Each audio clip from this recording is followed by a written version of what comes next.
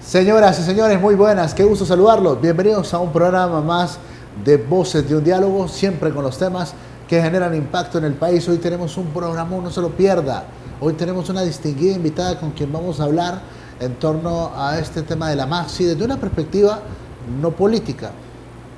Porque acá es un tema que lo han llevado al ámbito político, si debe pasar o no debe pasar, que están persiguiendo políticos y eso los tiene incómodos y que por eso no debe de ser renovado el convenio, etcétera, etcétera. Pero desde una perspectiva técnico, jurídico y muy profesional, vamos a conocer hoy un criterio interesante. Vamos a hablar también sobre el circuito anticorrupción que va en esa línea que se está manejando desde el Poder Judicial en Honduras. Esto y otros temas los abordamos con la abogada Melissa Elvir de la Fundación Democracia Sin Fronteras. Es un placer saludarla. ¿Cómo está? Muy buenas, ¿cómo está? ¿Qué tal todo? Muy bien, gracias a Dios. Iniciando este año, ¿verdad? Con aires de esperanza precisamente para poder seguir trabajando en pro del desarrollo de Honduras, en pro de un Estado democrático de derecho, en pro de una confianza ciudadana y de instituciones que realmente pues, puedan realizar el trabajo que cada día deben de responder ante la ciudadanía. ¿Cómo está la planificación para 2020 en una fundación, en una organización tan seria como es Democracia Sin Fronteras? Bueno, en realidad venimos comenzando, ¿verdad? Estamos terminando con un proyecto que en realidad la Fundación ha tratado de avanzar un poco más, que quisimos terminar en diciembre, pero que vamos a terminar ahorita en enero, febrero, que es un proyecto de veeduría ciudadana al Poder Judicial con énfasis a los delitos de corrupción y más enfocados precisamente al juzgado penal con competencia nacional en materia de corrupción. Una veeduría desde una perspectiva ciudadana para generar una línea de base de sus primeros 2 años de trabajo. Así que estamos tratando de terminar con este proceso. Somos una organización relativamente pequeña en cuanto a recurso humano se refiere. Así que estamos terminando con este proceso para aperturar entonces el año 2020 en febrero y poder iniciar con nuevos aires en otras materias, no solamente con el Poder Judicial, sino que también continuar con nuestro trabajo en el Congreso Nacional de la República y continuar con nuestro trabajo en materia ambiental y enfocándonos ahora al tema del cambio climático. Claro, es una agenda, amplia en Honduras y no podemos negar que el papel de la Fundación Democracia Sin Fronteras en todos estos años ha sido importante, ha sido determinante para tener algunos insumos en la vida política, pero también en la vida institucional. Quiero decirlo. Bueno, yo creo que la beligerancia o la confianza que tiene la Fundación Democracia Sin Fronteras del trabajo que ha desempeñado es precisamente eso, ¿verdad? Hablar con objetividad, imparcialidad y con resultados de forma contundente, ¿verdad? Creo que eso ha sido lo que nos ha dado la confianza de las organizaciones que nos rodean, de las personas que nos rodean, de los cooperantes que nos han apoyado, por supuesto. La Fundación hasta la fecha ha trabajado con fondos de la cooperación internacional de forma directa, así que eso es lo que ha logrado que se mantenga a flote, ¿verdad? La cooperación internacional está más compleja cada día, ¿verdad? ¿Por qué?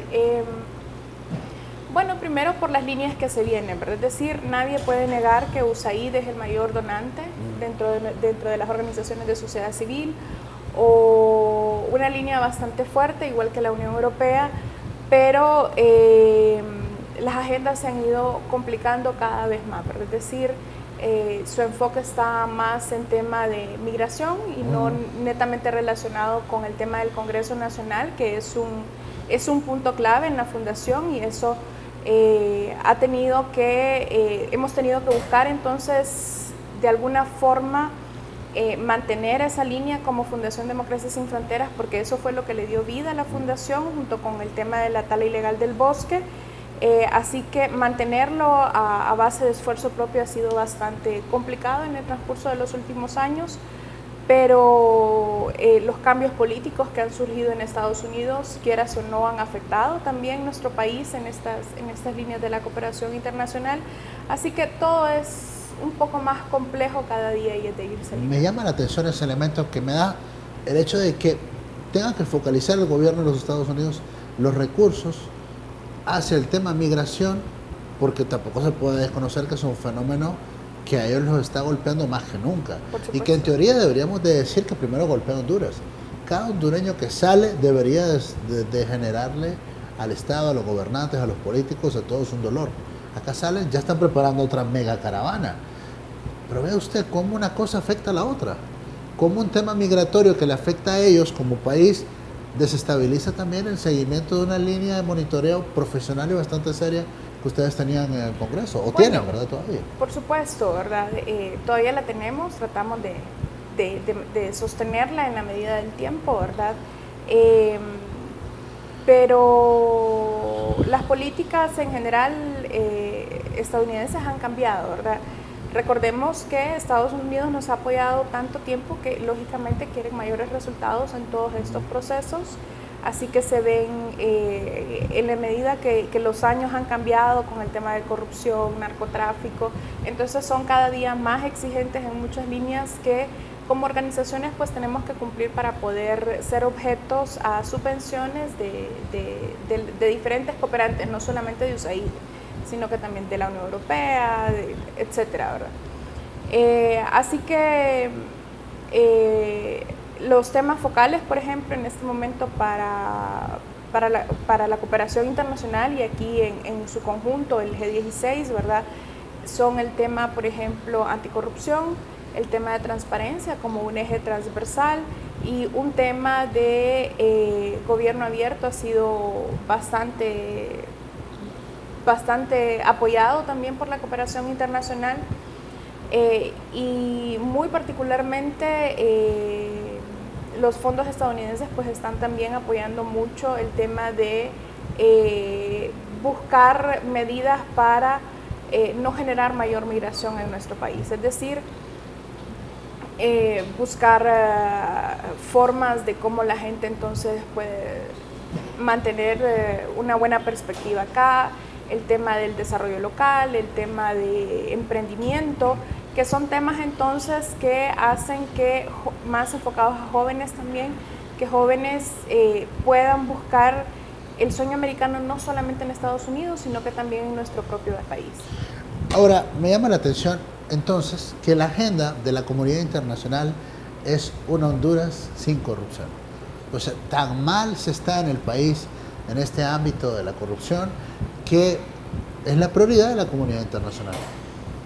No podemos decir solamente Honduras, ¿verdad? Es decir, claro, sí. Esto ya es algo a nivel latinoamericano, ¿verdad? Es decir, las agendas de la cooperación mucho van en tema de transparencia, de acceso a la información pública, agendas en materias de lucha contra la corrupción.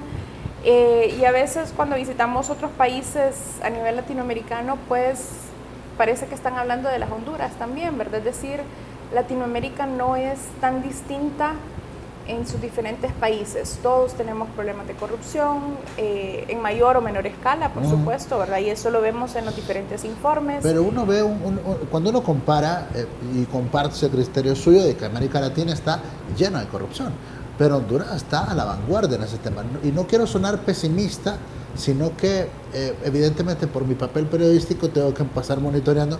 De hecho, nosotros como medios también hemos tenido que venir evolucionando y crear unidades de investigación propias en las que he estado involucrado, evidentemente de frente, porque me toca publicar.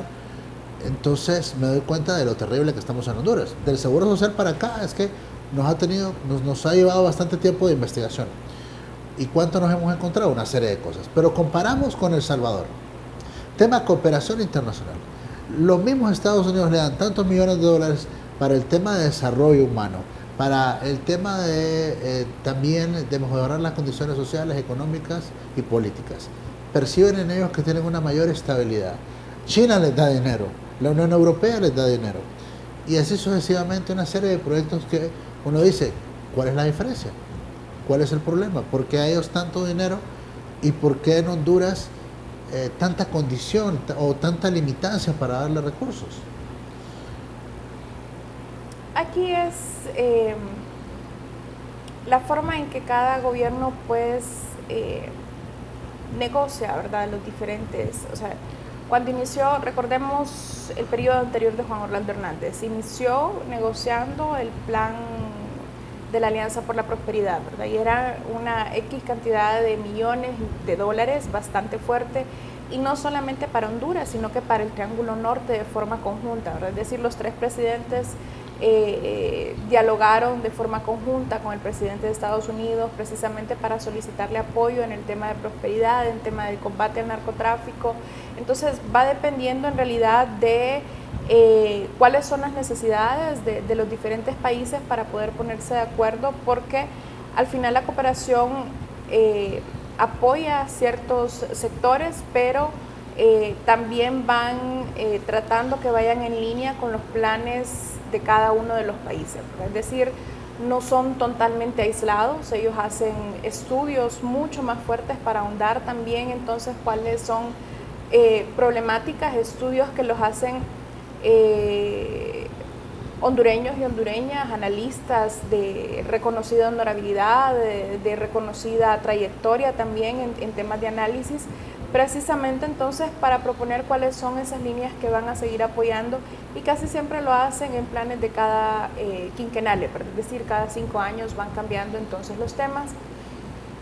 Así que esto no se aísla entonces de las realidades de cada uno de los países, de las realidades y las necesidades que vemos.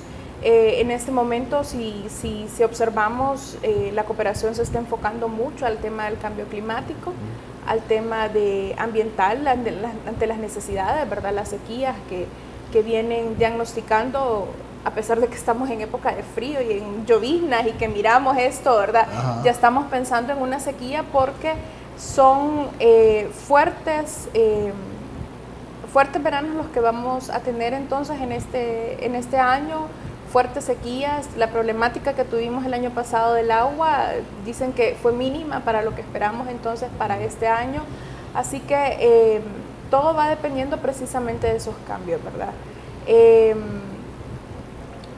No es un tema de que la cooperación impone su agenda 100%, sino que definen entonces un plan por lo cual van alineándose también a las necesidades de cada uno de los países y de acuerdo a las solicitudes y peticiones que hace el mismo Estado.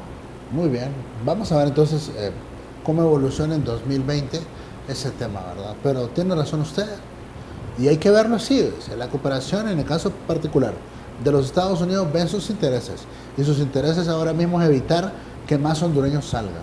Pero eso es un fenómeno que no lo puede, si evaluamos, hacemos un corte de enero, bueno, no seamos groseros, démosle el margen desde enero, pero si hacemos un corte hasta diciembre de 2019, no han logrado reducir el flagelo, no lo han logrado, y no es un tema que querramos sonar pesimistas, sino que no lo han logrado. En el monitoreo no hay condiciones de vida, primero de seguridad, que garantice la vida, no hay empleo, no hay salud, no hay educación. Bueno, pero es que ¿a quién le corresponde entonces en realidad brindarle al ciudadano esas disposiciones, verdad? Básicas. Es decir, al Estado de Honduras. No a los Estados Unidos. Exactamente, no es a Estados Unidos a quien le corresponde.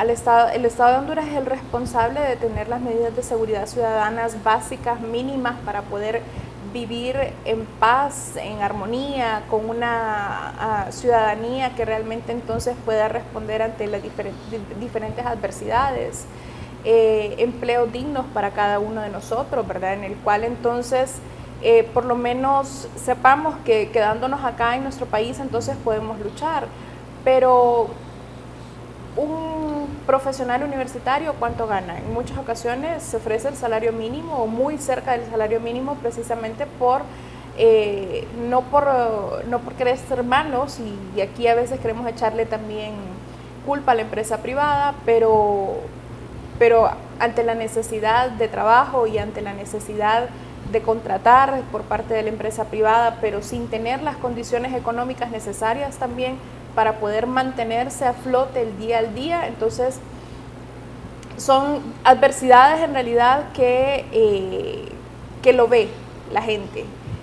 En cambio, cuando usted platica con un migrante, bueno, mi familia se quebró precisamente por eso, ¿verdad? Es decir, mi padre ha trabajado allá en los últimos años y lo que se gana él allá no es algo que podría ganar aquí en nuestro país, ¿verdad? Muy fácilmente, entonces podemos hablar que $1,000 se pueden hacer. ¿Cuánto tiene que trabajar usted para poder ganar, para poder tener un salario de $1,000, ¿verdad? ¿Cuál es su trayectoria? ¿Cuál es la necesidad entonces de cada una de las casas también para poder subsistir de una, y no estoy hablando con mucho lujo, sino que con las necesidades básicas y con la globalización que hasta el momento nos están imponiendo también para poder entonces ser buenos profesionales ante las diferentes competencias que tenemos en estos momentos? Entonces, pero usted se va a un barrio donde difícilmente entonces tenemos acceso a internet, tenemos acceso a una buena educación, difícilmente entonces, o sea, con muchas dificultades hacemos que ese acceso sobreviva, agua, luz, teléfono, entonces maras que están rodeando entonces la colonia, ¿verdad? Y que de repente entonces son una amenaza para la seguridad y para la tranquilidad, para la paz, el tema de la extorsión para la empresa privada, o sea, son diferentes fuentes que hay que controlar en realidad como para que un joven quiera quedarse aquí en nuestro país, para que aún así no lo consideremos, ¿verdad? En tener que emigrar hacia otros países o buscar otras fuentes para poder sobrevivir de una manera más tranquila y más desahogada. Claro, sí, eso, y es un desafío de este gobierno. Que no se va a realizar en los próximos 5 años, sino que son planes a largo plazo, ¿verdad? Claro, planes que... pero sí las plataformas, sí las bases.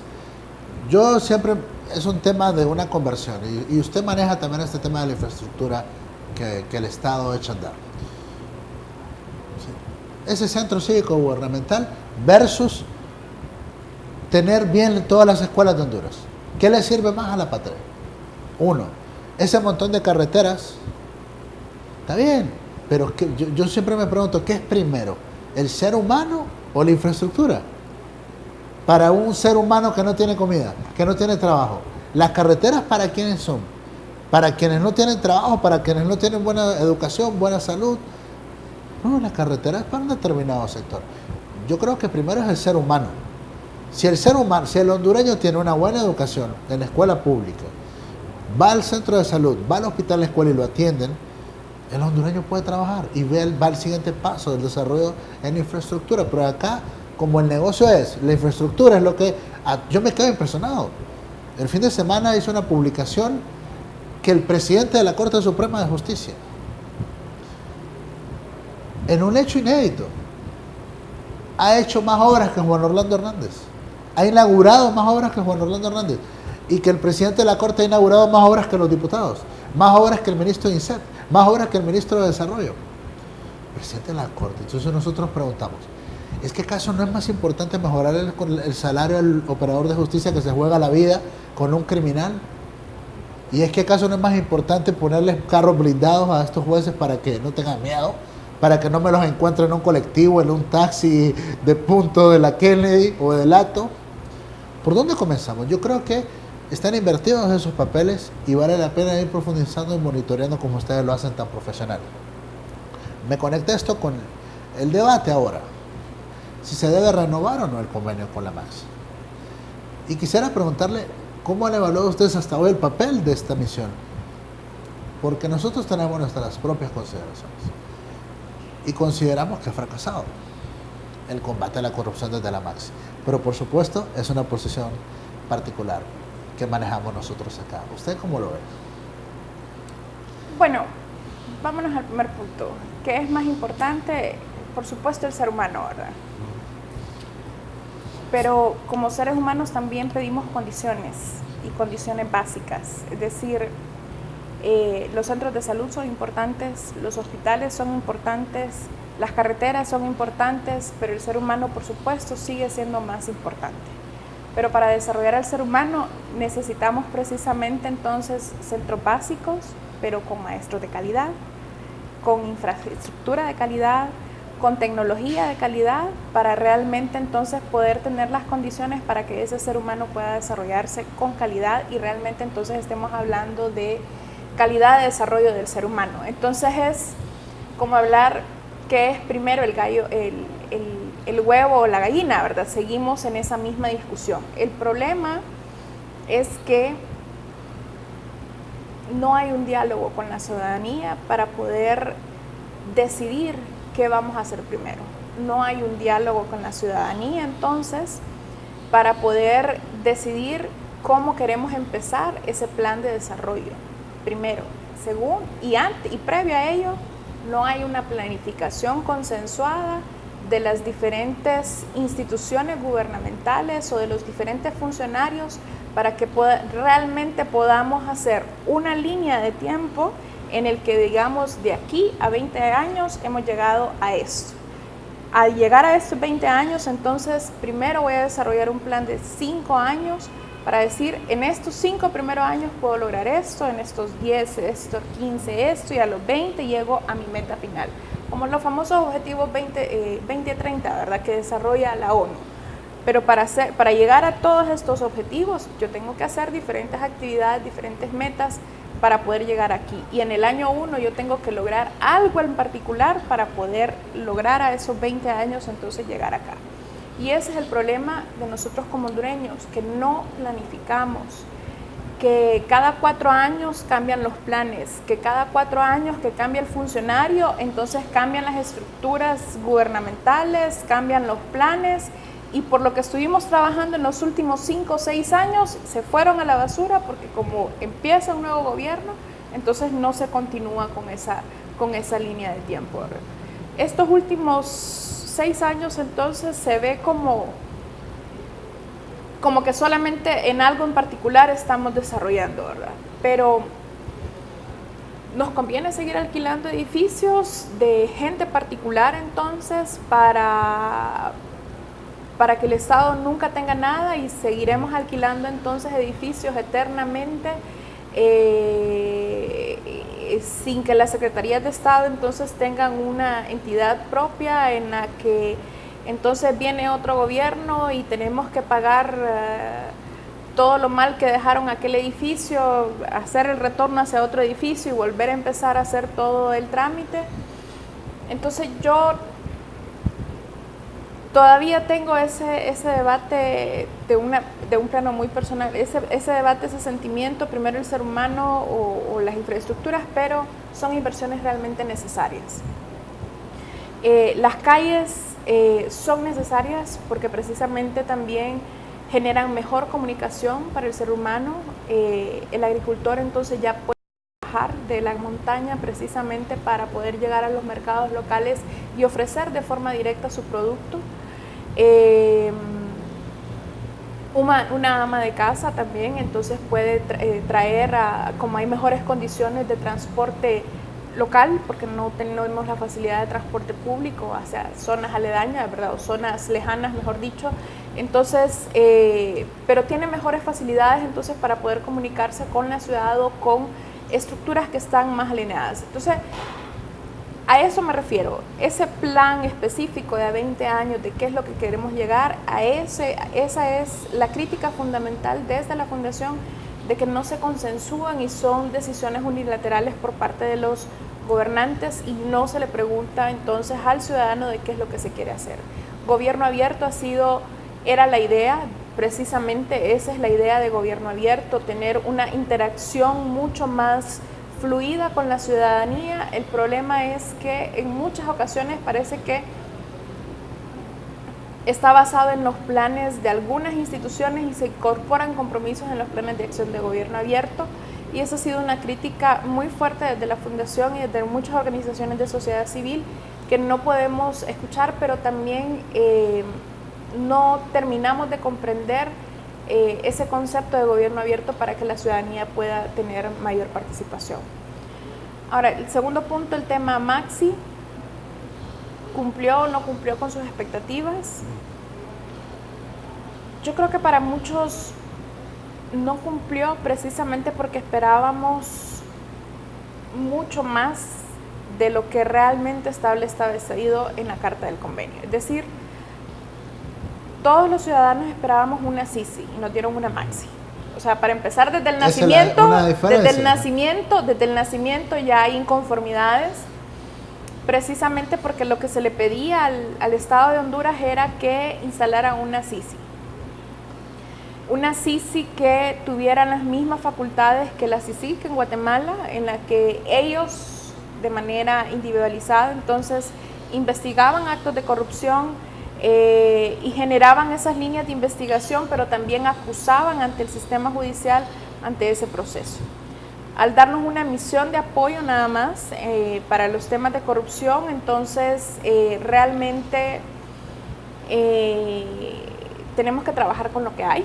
Es decir, no podemos seguir diciendo, es que no me dieron la CIS, entonces no voy a trabajar, sino que, bueno, esto fue lo que nos dieron, veamos cuál es la ventaja, veamos cuáles son las desventajas y qué es lo que se puede lograr. El convenio yo creo que sí lo han cumplido con las expectativas de lo que estaba establecido dentro del convenio, han dado resultados. Si no hubiéramos tenido una Maxi, creo que no hubiéramos visto encarcelada a una ex primera dama, no hubiéramos visto encarcelada, yo pertenezco al gremio de abogados, ¿verdad?, el colegio de abogados, no hubiéramos visto encarcelados tampoco a una junta directiva del colegio de abogados de Honduras. No hubiéramos visto en los tribunales a ex concejales de la Corte Suprema de Justicia. No hubiéramos visto diputadas y diputadas del Congreso Nacional que pasaran por una Corte Suprema de Justicia también tratando de defenderse entonces ante causalidades en contra de la administración pública. Así que yo creo que hemos logrado algo y aquí lo que nos queda como ciudadanos es continuar apoyando estos sistemas que se han logrado porque la misión estuvo acá. No podemos negar que gracias a esta misión internacional es que tenemos lo que tenemos hasta la fecha, es decir, un circuito especial, gracias a la Maxi, pero también a la voluntad que tuvieron entonces el fiscal general y el presidente de la Corte Suprema de Justicia de crear una unidad especial una unidad especial fiscal en el Ministerio Público y un juzgado penal con competencia nacional en materia de corrupción, que pues precisamente es para judiciar casos de corrupción y que se vean entonces operadores de justicia que son independientes, que pasaron por un proceso, que tienen entonces que dar los resultados ante la ciudadanía, los resultados que realmente como ciudadanos esperamos, es decir, sangre, por así decirlo, ¿verdad? La gente quiere sangre en muchas ocasiones, queremos sangre, porque yo tengo que incluirme en esa, claro. Pero precisamente es correcto, es por tanta impotencia, sí, claro, o sea, que hemos tenido como ciudadanos. Y tanta burla, o sea, acá lamentablemente los corruptos han gobernado Honduras. Los corruptos han ido al Congreso, han ido a la Corte, han ido al Poder Ejecutivo y se han burlado de este pueblo. Yo creo que la gente, y acá me parece un buen punto que usted menciona porque no es morbo. Es que no es morbo. Mire, acá los corruptos de este país que nos están viendo ahora mismo en sus casas, con grandes pantallas y que se están burlando de todo el mundo, no, que les mandan las cartas de libertad a su casa. Son tipos que le venden equipo al Seguro Social y que solo llegan, lo sacan en una ambulancia y después le mandan la carta de libertad. A la casa se la mandaron. Bueno, yo no sé si en Tegucigalpa o en Miami. O sea, entonces, esa desconfianza de la ciudadanía también, ¿verdad? Que inclusive el Poder Judicial cada día va más para abajo con el tema de confianza, tuvo que tener esa voluntad política por parte del Poder Judicial para poder sacar, entonces, bueno, si a esto no les creemos, entonces crear algo especializado en tema de corrupción para empezar de cero y poder entonces generar un poco más de confianza, y eso ha subido mucho el nivel. El tema de que ha mejorado la mora judicial, el tema que están tratando de actualizar también con expedientes digitales dentro de la Corte Suprema de Justicia, han mejorado entonces sus niveles de confianza, pero sigue siendo un reto bastante grande para el administrador de justicia para poder entregarle entonces a la ciudadanía una justicia más efectiva, una justicia con cero impunidad y una justicia con cero corrupción dentro de las puertas del Poder Judicial. Bueno, hemos tenido la oportunidad de platicar en el programa con varios profesionales del derecho que coinciden que el crear circuitos especializados en determinada materia es una camisa de fuerza. Como estamos ávidos como sociedad de tener corruptos en la cárcel, evidentemente todos los que han pasado ahí en su gran mayoría están puestos en un paredón. Se ha pretendido, y no podemos negarlo, prácticamente obligar al operador de justicia que sus resoluciones tienen que ser condenatorias. O sea, tiene que condenar porque el circuito es anticorrupción y que por ese hecho ellos están en una obligación de tener números que indiquen que están juzgando a los corruptos. Pero cuando nos vamos a la práctica solo llevan una, creo, una, dos ¿en cuánto tiempo? En 3 años, 2 años. O sea, 2 sentencias en 2 años. Si lo vemos pragmáticamente, eso es alarmante. Eso es poco alentador para una sociedad ávida de justicia. Yo no sé si en el circuito normal, que tienen el expertise, que hacen más expeditos los procesos, que tienen muchos años, que hay jueces de carrera, que no les impresiona la presión mediática, la presión política. No sé, o sea, hemos escuchado esas opiniones acá en el programa. Por supuesto, ¿verdad? Pero tenemos que ver contextos también. Se amarran precisamente a solamente ver un catálogo de delito, ¿verdad? Es decir, el circuito especializado, entonces recordemos que este circuito estuvo 6 meses, 7 meses, 8 meses, 9 meses, que solamente entraban procesos o diligencias prejudiciales, es decir, solamente el juzgado de letras tenía trabajo, el tribunal de sentencias esperó un tiempo mayor para poder empezar a ver algunos casos. Pero la corrupción está tan sistematizada en nuestro país y hay líneas de investigación que habían sido tan descaradas y no les importaba en realidad, o sea, si miramos esas líneas y esos expedientes, era tan descarado el robo al recurso público que ya no me importaba, es decir, como yo tengo un X puesto entre las funciones públicas o yo soy X persona, yo puedo hacer y deshacer lo que quiera dentro del erario público, que era necesario un circuito especializado. Y en realidad no es, en este momento tenemos que protegerlo, todavía ese circuito especializado, y a lo largo del tiempo ir trabajando precisamente en criterios de prevención de corrupción dentro de las instituciones del Estado y dentro de las empresas privadas, precisamente para que esos delitos dejen de ser tan famosos como los hemos afamado en este momento. Es decir, que sean delitos que ocurran en 0% de ser en un mundo mágico y en el país, y en Alicia, en el país de las maravillas, ¿verdad? O que baje en un 95% en su totalidad para que ese circuito entonces vaya desapareciendo. Pero mientras se sigue existiendo la impunidad que existe, mientras sigue existiendo la corrupción que existe en nuestro país, el circuito tendríamos que seguirlo defendiendo para que a lo largo del tiempo, entonces 20, 25 años, podamos decir, no, ese circuito ya no es necesario porque ya no hay corrupción en nuestro país, porque todos nuestros funcionarios entonces realmente están trabajando en pro del desarrollo, en pro del honor, y antes de agarrar un lempira del erario público que va para los ciudadanos, prefieren cortarse la mano, ¿verdad? Es decir, en ese país de ensueño en el que vivamos, entonces sí sería necesario realmente descartarlo. Pero ¿cuánto tiempo tarda un proceso de judicialización en un tribunal de sentencias, en un tribunal ordinario? Es decir, no tarda menos de 2 años tampoco. El circuito tiene 2 años, tiene 2 sentencias, pero hay muchos recursos que incorporan dentro de cada uno de estos procesos de judicialización que realmente amarra a los jueces. Y en el momento, y aquí es las garras de los defensores privados en contra de las garras de los fiscales, es precisamente donde tendríamos que ver esos resultados. Fiscales que presenten pruebas en las que los defensores privados no tengan mayor remedio que decir, pues sí, es culpable, vamos a defenderlo hasta donde podemos para que le den la menor cantidad de años entonces a nuestro defendido, pero no podemos hacer más, ¿sí?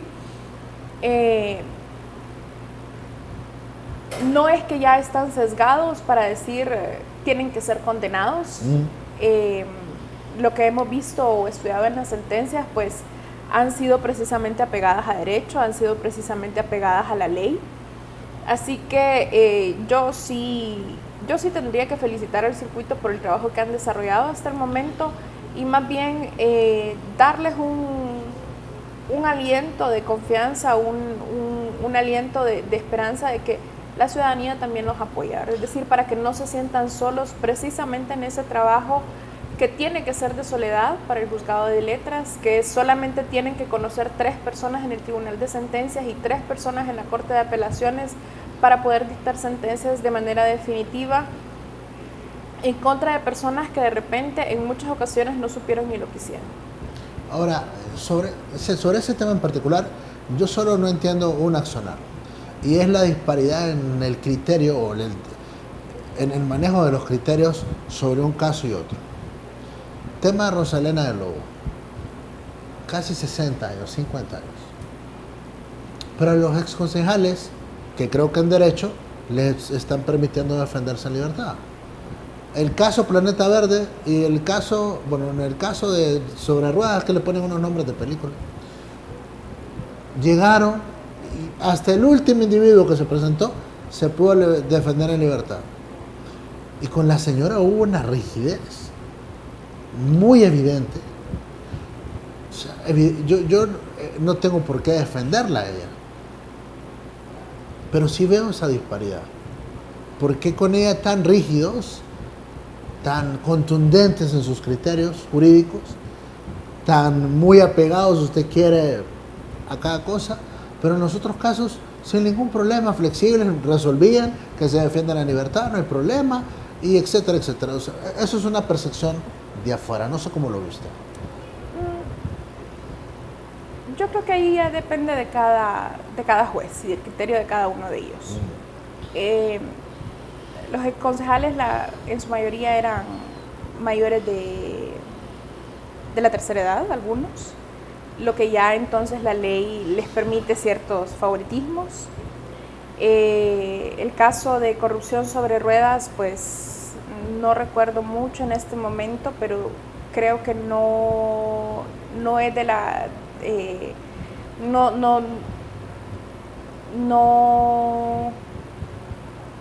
Bueno, sí creo que se defendieron en libertad algunos, pero habría que ver entonces la consideración de la jueza del por qué los dejó poder defenderse en libertad. El caso de Rosalena del Lobo fue mucho más emblemático, fue uno de los primeros que se llevó dentro del circuito anticorrupción, precisamente entonces que tenía mayor temor de que se escapara entonces una persona que estaba siendo procesada, que tenía todas las disponibilidades económicas y contubernios entonces con algunos funcionarios, que podría entonces tener ese manejo como para poder salirse del país sin necesidad de que supieran que estaba saliendo del país, ¿verdad? Entonces, ese poder político todavía lo tenía ella antes en el proceso de judicialización, lo tenía su esposo también, así que yo creo que cada caso debe diferirse de acuerdo a las medidas de las personas que se están judicializando. Inclusive que los medios pues también le dieron mayor cobertura por ser uno de los primeros casos en materia de corrupción, por ser una persona emblemática, una ex primera dama, jamás había sido judicializada aquí en nuestro país. Un diputado también, cómo le dieron cobertura al caso Pandora, a los casos que están en la Corte Suprema de Justicia, Pacto de Impunidad, por ejemplo, que también llamaron mucho la atención y que eran casos emblemáticos porque era primera vez que se había visto que un diputado tenía que ir ante los tribunales de justicia para poder defenderse de algunas causales. Muy bien. pero queda esa percepción, que con ella como que se ensañaron, ¿verdad? Porque llama la atención otro punto. Ya terminó un periodo de gobierno de Juan Orlando Hernández. Es normal en cualquier parte del mundo que ya los entes contralores tengan las primeras acciones en contra de miembros de ese gobierno. Los gobiernos no son perfectos. Y no es que sería, ¿qué le digo?, tendencioso decir que ya deberían de empezar a investigar a funcionarios del gobierno de Juan Orlando Hernández. No lo han hecho. Nadie ha tocado el gobierno de Juan Orlando Hernández. Y hay muchas cosas que se han venido cuestionando. Es que acá a Juan Orlando Hernández lo han venido evaluando por ese tema que tiene que ver con la parte de la reelección. Ya se materializó eso. Yo creo que ya hombre, pues ya lleva 2 años de gobierno, hombre. Entonces ya hay que evaluarlo en función de su administración. Acá hay un montón de cosas. Mire, casi 200 muertos por dengue. Nadie está investigando por qué casi 200 muertos de dengue, para citarle un ejemplo. Entonces, ese tipo de cosas creo que están ahí. Vamos a ver si cambian y vamos a ver entonces si se va a lograr la renovación de este convenio. ¿Qué información tienen ustedes como fundación? Hasta el momento solo sabemos que están en ese proceso de negociación, de que van a empezar a dialogar mañana. Habían dicho que hoy. Por lo que pude averiguar hoy, pues parece que es hasta mañana que van a iniciar los diálogos para ver qué noticias nos van a dar, ¿verdad? Y aquí el tema es que como sociedad civil seguimos solicitando un canje de notas nada más, no un cambio del acuerdo, del convenio, sino que un canje de notas para prorrogar entonces la Maxi por al menos los 2 años restantes que le quedan a este periodo de gobierno, o 4 años, precisamente para poder seguir trabajando, para que la Maxi pueda seguir apoyando en las líneas de investigación, apoyando en los procesos de reformas al sistema de justicia, a los sistemas que realmente entonces puedan fortalecer la institucionalidad pública. Yo no digo que no podemos trabajar solos. En ningún momento como Fundación Democracia Sin Fronteras hemos considerado que Honduras no tiene la capacidad de trabajar solos en estos procesos, pero sí desconfiamos entonces de algunos de nuestros gobernantes a que vayan a desaparecer este sistema de investigación, por ejemplo la UFESIC, que ya se habla que la quieren desaparecer, ¿verdad? UFESIC Maxi, o que la Maxi se va a convertir en la UFESIC, o todavía no se entiende muy bien esa licuadora que quieren encender, o todo lo que están echando en esa licuadora para poder comprender qué es lo que se quiere hacer con la Maxi. Pero sí entonces que el circuito en materia de corrupción continúe, precisamente para poder continuar en su trabajo, y que ya no solamente sean casos emblemáticos o casos de redes, sino que casos pequeños que se vayan de manera directa para que puedan entonces ser más beligerantes en esta lucha contra la corrupción, y que todos lo pensemos 1000 veces antes de hacer un delito en contra de la administración pública, ¿verdad? Así que el sistema de justicia tiene que mejorar, el sistema de investigación tiene que mejorar. Cada día tenemos que ir ampliando más los conocimientos de los operadores de justicia, pero no solamente del operador de justicia, viéndolo como Ministerio Público y Poder Judicial o Corte Suprema de Justicia, sino que también el Tribunal Superior de Cuentas como un ente contralor, la Procuraduría General de la República como un ente que tiene que recuperar entonces las arcas o el erario público que ha desaparecido del presupuesto de la República.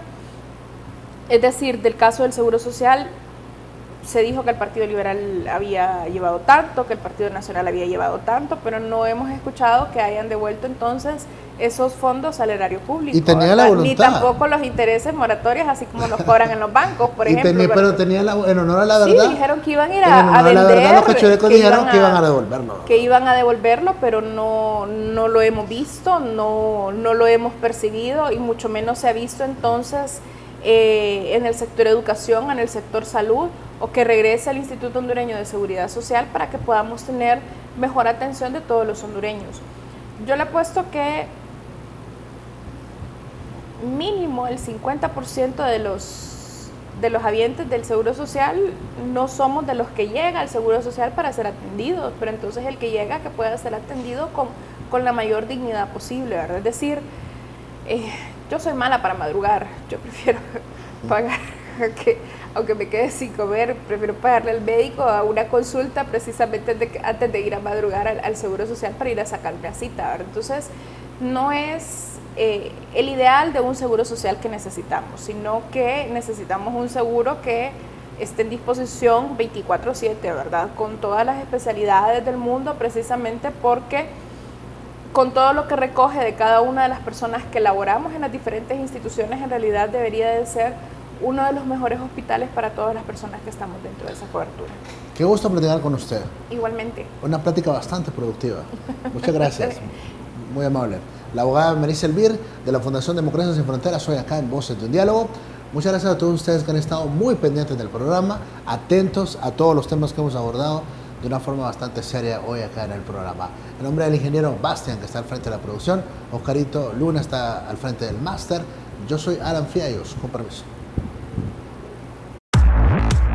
En el 2019, Alan Fiallos abordó los temas más importantes del país que generan impacto. Bienvenidos a un programa más de Voces de un Diálogo. Voces de un Diálogo. Ha sido condenado nada más y nada menos que el hermano del presidente de la República. El tema es que nosotros les permitimos a los políticos que nos lleven a pelear las batallas que ellos están peleando por llegar al poder. ¿Y la alianza debería ser con Libre? Yo creo que debe forjarse con Salvador, porque ahí en Salvador hay más comunidad ideológica. Por fortalecer la Corte, el Ministerio Público, la Policía y todas estas instituciones que en cadena son las encargadas de garantizar el Estado de Derecho del país. Que quizás en este momento no sería conveniente porque está muy crispado este problema del presidente, el juicio de Nueva York, todo eso. El ambiente está bien, para mí, tenso. Ningún otro embajador del mundo entero que de repente aportan, los vemos metidos en la Corte, en el Congreso, los vemos metidos en la Presidencia, los vemos metidos con los militares, a ningún otro embajador. La constituyente debe replantear totalmente un nuevo sistema de justicia. ¿Cómo hacen para mantener sus hijos? En Honduras entera. Porque las mujeres querían ver qué es lo que pasaba. Las mujeres son un cambio para Honduras. Habían figuras que le apostaban a, por lo menos, traer al debate en el Congreso Nacional el tema del agro, y ya con Rafael Alegría, pues qué mejor, ¿verdad? Claro. En un referente. No se ve ni un funcionario de la Secretaría de Agricultura ni del Instituto Nacional Agrario acompañando a los campesinos, a los pequeños agricultores. Para nada. ¿Cree usted que se va a lograr concretar esta aspiración que se percibe de una gran parte de los hondureños, que tengamos una nueva ley, unas nuevas reglas de juego? Definitivamente los tiempos cambian, ya estamos hablando no de un bipartidismo, sino ya de multipartidismo. La pobreza que hay en Honduras, sabemos lo que significa una mochila, un cuaderno, un kit, un uniforme. Entregamos ahí mismo los uniformes, ¿verdad? Con la matrícula SACE, de acuerdo a las tallas que tenemos, que los niños salen en su matrícula, ahí mismo se les deja su uniforme. Era mejor la Liga Nacional, o sea, era más emocionante, por eso se llenaban los estadios y era emocionante ver partidos de la Liga Nacional. Si me pedís que te cuente y a elegir, yo prefiero los clásicos cuando son Motagua contra Maratón, pero cuando los juegan con Olimpia, o sea, qué aburrido. Acá no tenemos ningún problema, tenemos un testimonio tan sincero. Me gusta enfocarme, me encanta estar en mi tiempo. Es como estoy en mi propio mundo y nadie me puede mandar, solo yo estoy. Yo prefiero, Alan, un asesor político que te diga las cosas malas que tú estás haciendo, no un asesor político que a todo le diga que sí. Debe someterse a toda esa estructura o todo ese marco jurídico que es el que nos va a regir, porque si no, nosotros estaríamos violentando el mismo, y como abogados que somos sabemos que podemos hasta cometer un delito de abuso de autoridad. Pero entonces, ¿cómo van a lograr ese objetivo de que por lo menos este gobierno de Juan Orlando Hernández tenga una especie de dolor de cabeza el saber que ustedes están constituidos? Está abierta el debate, está abierta la comunicación, no hay ruptura. Me gustaría que profundizáramos qué implicación tiene tener un buen auditor interno y por qué son ustedes como institución quienes tienen que nombrar los auditores internos en las instituciones. Un auditor es un asesor de los sujetos pasivos. Esos sujetos pasivos son los ministros, los directores de una institución pública y ese auditor, en las empresas privadas pagan un buen auditor. Acá, ¿cuántas personas se han formado? ¿Cuántas personas han salido adelante, cuántas historias, cuántos vendedores. Gente joven que se ha preparado y que ahora está sirviendo de aporte aquí en esta construcción. Si en la estrategia que debería de aplicarse de parte de la oposición política debería ser solo como punto único Juan Orlando Hernández, o empezar a atacar también a otros protagonistas que en teoría son cómplices. Pero todo el sistema tiene que ser modificado. Es decir, y el problema cuando hablan de una sucesión, transición legal, como se quiera hacer, es que significa de que todos esos personajes están en esa línea. Y en el 2020 seguiremos siendo el mejor programa de entrevistas, tocando los diálogos con mayor importancia en Honduras. Voces de un diálogo, de lunes a viernes, 8 de la noche, al estilo único de Alan Fiallos, por Cholusat Sur, Canal 36.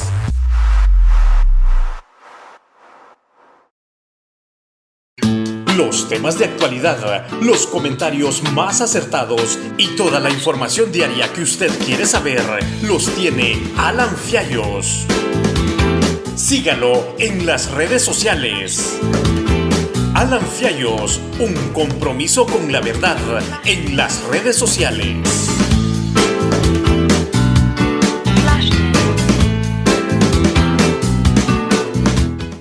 Hoy inicia el último mes del año, donde nos unimos para celebrar el nacimiento del Niño Dios.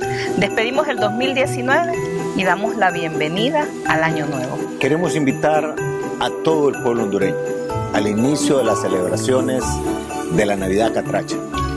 Disfruten de todos los eventos que hemos preparado para ustedes. Esto está en todo el país. Vías navideñas, recreovías, posadas, cines comunitarios y mucho más. Participemos juntos y en familia. En un ambiente de paz y tranquilidad. Que empiece la Navidad Catracha.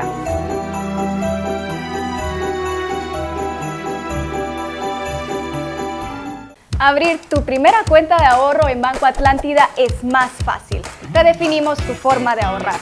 Descarga la aplicación Atlántida Móvil, escanea tu tarjeta de identidad, tómate una selfie, completa y firma tu solicitud. Y así de fácil tienes los mejores beneficios. Abre tu cuenta Atlántida más fácil. Tu primera cuenta de ahorro con nosotros. Banco Atlántida. Imagina, cree, triunfa. Navidad de ahorros y premios en familia. Porque para Cooperativa Sagrada Familia, la familia es lo más importante. Para esta Navidad, te regala 4 Kia Soluto 2020, refrigeradoras, estufas, televisores, Smart TV y cajas de herramientas. ¿Cómo participar? Por cada 300 lempiras de depósito o apertura en tus cuentas de aportaciones y lazos familiares, obtendrás un número electrónico. Entre más ahorres, más oportunidades tendrás de ganar. Sorteos a realizarse el 17 y 24 de enero del 2020. Aplican restricciones. Cooperativa Sagrada Familia les desea una feliz Navidad y próspero año 2020. Los temas de actualidad, los comentarios más acertados y toda la información diaria que usted quiere saber, los tiene Alan Fiallos. Sígalo en las redes sociales. Alan Fiallos, un compromiso con la verdad en las redes sociales.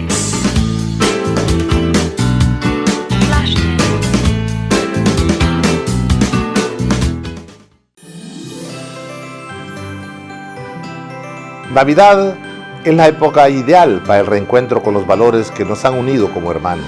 Tiempo de cerrar heridas, sepultar los rencores y de caminar hacia la reconciliación con nuestro hermano, con nuestro vecino, con ese amigo con el que dejamos de tener contacto por alguna diferencia.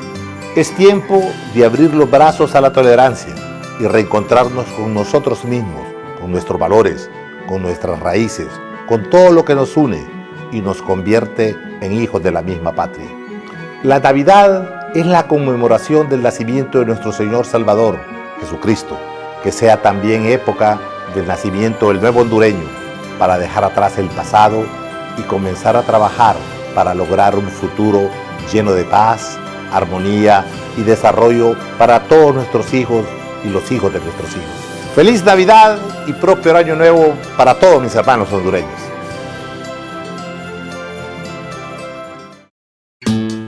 temas de actualidad, los comentarios más acertados y toda la información diaria que usted quiere saber los tiene Alan Fiallos. Sígalo en las redes sociales. Alan Fiallos, un compromiso con la verdad en las redes sociales.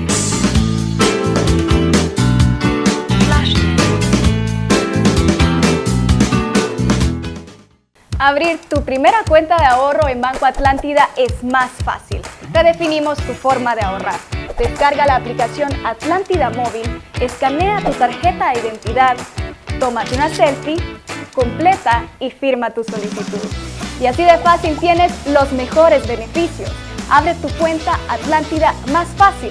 Tu primera cuenta de ahorro con nosotros.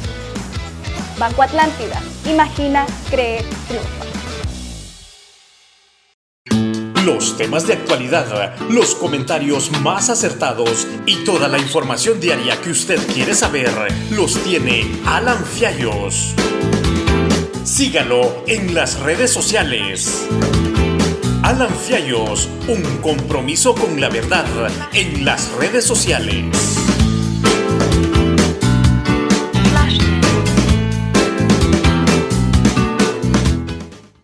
En nuestro 61 aniversario, Cooperativa 15 de septiembre sigue creciendo para usted. Lo invitamos a conocer nuestra nueva filial en Mall Premier Comayagüela, final del Boulevard del Norte, frente a la salida Olancho. Cooperativa 15 de septiembre, con toda una gran variedad de productos financieros exclusivamente para usted.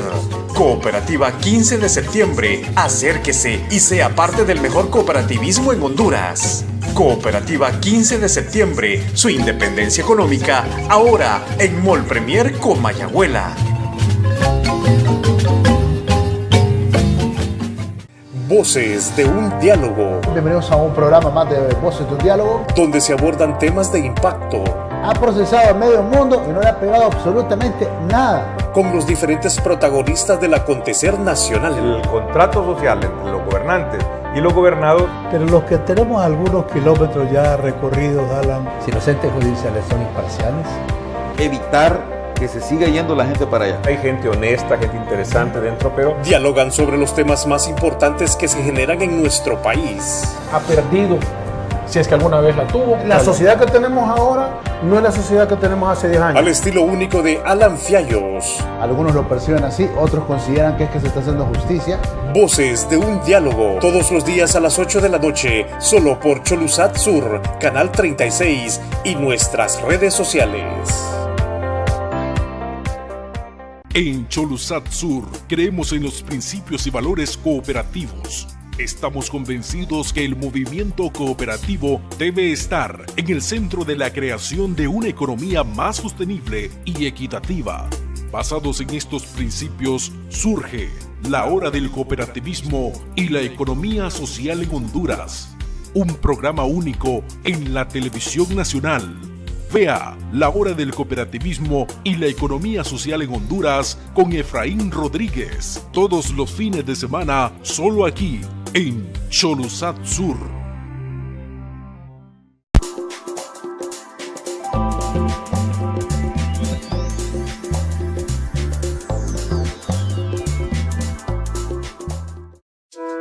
Cholusat Sur presentó Voces de un diálogo.